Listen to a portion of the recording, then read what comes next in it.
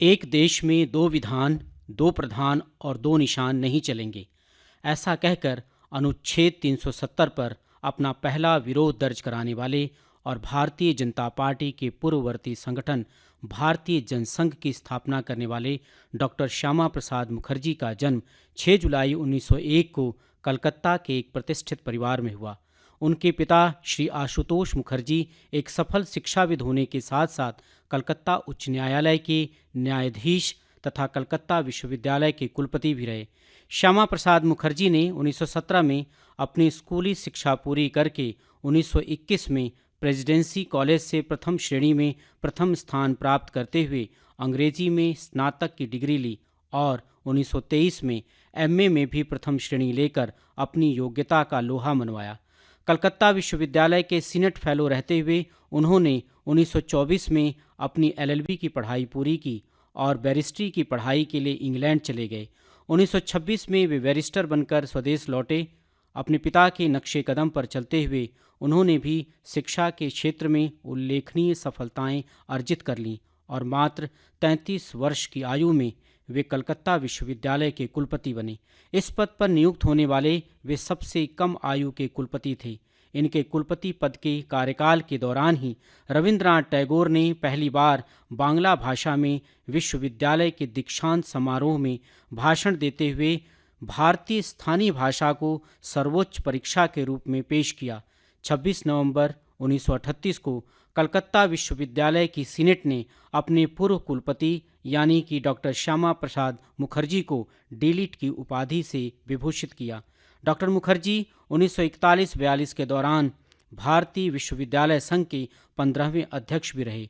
उन्होंने स्वेच्छा से मानवता का अलख जगाने का उद्देश्य ले भारतीय राजनीति में प्रवेश किया। उन्होंने अपना राजनीतिक जीवन 1929 में शुरू किया जब वे कलकत्ता विश्वविद्यालय का प्रतिनिधित्व करते हुए भारतीय राष्ट्रीय कांग्रेस के उम्मीदवार के रूप में बंगाल विधान परिषद में शामिल हुए।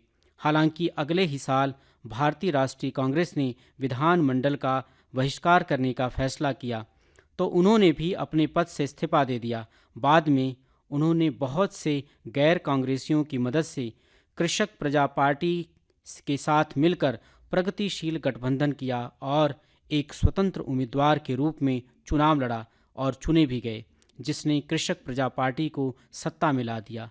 इस सरकार में वे वित्त मंत्री बने। बंगाल प्रांत के वित्त मंत्री के उनके कार्यकाल के दौरान ब्रिटिश सरकार के खिलाफ उनके बयानों को सेंसर कर दिया गया और उनकी समस्त गतिविधियों पर रोक लगा दी गई। उन्हें 1942 में बंगाल के मिदनापुर जिले का दौरा करने से भी रोका गया, जबकि भीषण बाढ़ से वहां जान माल का भारी नुकसान हुआ था। इस पर उन्होंने अपने पद से इस्तीफा दे दिया और भारत छोड़ो आंदोलन के खिलाफ सरकार की दमनकारी नीतियों की कड़ी आलोचना की। इसी वर्ष उन्हें भारत की संविधान सभा के सदस्य के रूप में भी चुन लिया गया। डॉक्टर मुखर्जी 1939 में सावरकर के राष्ट्रवाद से प्रभावित होकर बंगाल की हिंदू महासभा में सम्मिलित हुए और इसी वर्ष उन्होंने उसके कार्यवाहक अध्यक्ष भी बने। 1940 में उन्हें संगठन का कार्यकारी अध्यक्ष नियुक्त किया गया। उनके कार्यकाल में हिंदू महासभा ने सिंध और उत्तर पश्चिम सीमांत प्रांत में अखिल भारतीय मुस्लिम लीग के साथ प्रांतीय गठबंधन की सरकारें भी बनाई, किंतु जब उन्होंने देखा कि मुस्लिम लीग की राजनीति से बंगाल का वातावरण दूषित हो रहा है और वहां सांप्रदायिक विभाजन की नौबत आ रही है, तो उन्होंने मुस्लिम लीग से किनारा कर लिया। 1943 में उन्हें अखिल भारतीय हिंदू महासभा के अध्यक्ष के रूप में चुन लिया गया और 1946 तक वे इस पद पर बने रहे। डॉक्टर मुखर्जी ने 1946 में बंगाल विभाजन की मांग की ताकि हिंदू बहुल क्षेत्रों को मुस्लिम बहुल पूर्वी पाकिस्तान में शामिल होने से रोका जा सके। मई 1947 में उन्होंने इस संबंध में लॉर्ड माउंटबेटन को पत्र भी लिखा। हिंदू महासभा द्वारा भारत छोड़ो आंदोलन का बहिष्कार करने के बाद राष्ट्रीय स्वयंसेवक संघ ने इस आंदोलन में भाग न लेने का निर्णय किया, क्योंकि उनका मानना था कि जबकि समूचा विश्व युद्ध में उलझा हुआ है, ऐसे समय में जन भावना को भड़काना बिल्कुल भी ठीक नहीं। इससे आंतरिक अशांति और असुरक्षा पैदा होती है। डॉक्टर मुखर्जी की विद्वता और राजनीतिक समझ को देखते हुए भारत के पहले प्रधानमंत्री जवाहरलाल नेहरू ने 15 अगस्त 1947 को उन्हें उद्योग और आपूर्ति मंत्री के रूप में देश की अंतरिम सरकार में शामिल किया। 30 जनवरी 1948 को हुई राष्ट्रपिता महात्मा गांधी की हत्या की निंदा करते हुए उन्होंने कहा कि यह भारत पर पड़ने वाला सबसे बड़ा आघात है। एक ऐसा व्यक्ति जिसने भारत को स्वतंत्र और आत्मनिर्भर बनाया, जो सभी का मित्र रहा, जिसे देश के लाखों लोग प्यार और सम्मान देते थे, उसे अपने ही समुदाय देशवासियों में से एक हत्यारे के द्वारा मारा जाना सबसे बड़ी शर्म और त्रासदी की बात है। गांधी जी की हत्या के बाद हिंदू महासभा से उनके मतभेद होने लगे। वल्लभ भाई पटेल ने महासभा को हत्या का माहौल बनाने के लिए दोषी ठहराया। इस पर डॉक्टर मुखर्जी ने संगठन को कुछ समय के लिए अपनी राजनीतिक गतिविधियों को निलंबित करने का सुझाव दिया, किंतु इसके कुछ समय बाद ही दिसंबर 1948 में उन्होंने संगठन ही छोड़ दिया।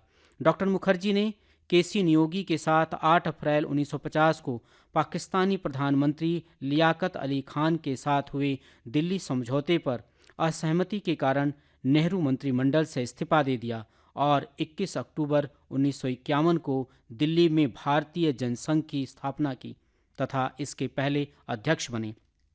1952 में देश के पहले चुनाव में भारतीय जनसंघ ने मुखर्जी की सीट सहित भारतीय संसद में 3 सीटें जीतीं।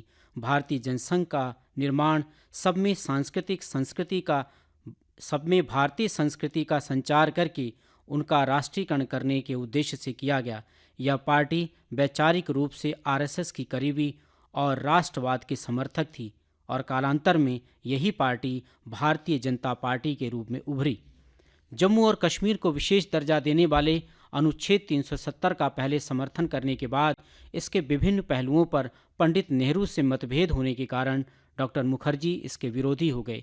उन्होंने संसद के अंदर तथा बाहर इसके खिलाफ आवाज बुलंद की। 26 जून 1962 को लोकसभा में इस प्रावधान के खिलाफ बोलते हुए उन्होंने कहा कि एक देश में 2 विधान, 2 प्रधान और 2 निशान बिल्कुल नहीं चलेंगे। उन्होंने पंडित नेहरू को लिखे पत्र में जम्मू कश्मीर का भारतीय संघ में जल्द से जल्द विलय करने को कहा।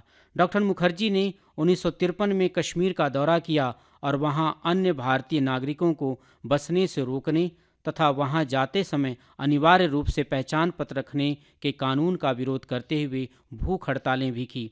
इस दौरान वो जम्मू कश्मीर का दौरा करना चाहते थे, किंतु उन्हें इसकी अनुमति नहीं दी गई और 11 मई 1953 को लखनपुर में कश्मीर सीमा में प्रवेश के दौरान उन्हें गिरफ्तार कर लिया गया। उनके प्रयास स्वरूप पहचान पत्र का नियम तो रद्द कर दिया गया, लेकिन 23 जून 1953 को गिरफ्तारी के दौरान बीमारी से रहस्यमय तरीके से उनकी मृत्यु हो गई। 5 अगस्त 2019 को जब भारत सरकार ने अनुच्छेद 370 को निरस्त किया तो लगा कि वर्षों बाद डॉक्टर श्यामा प्रसाद मुखर्जी का ये सपना साकार हो गया।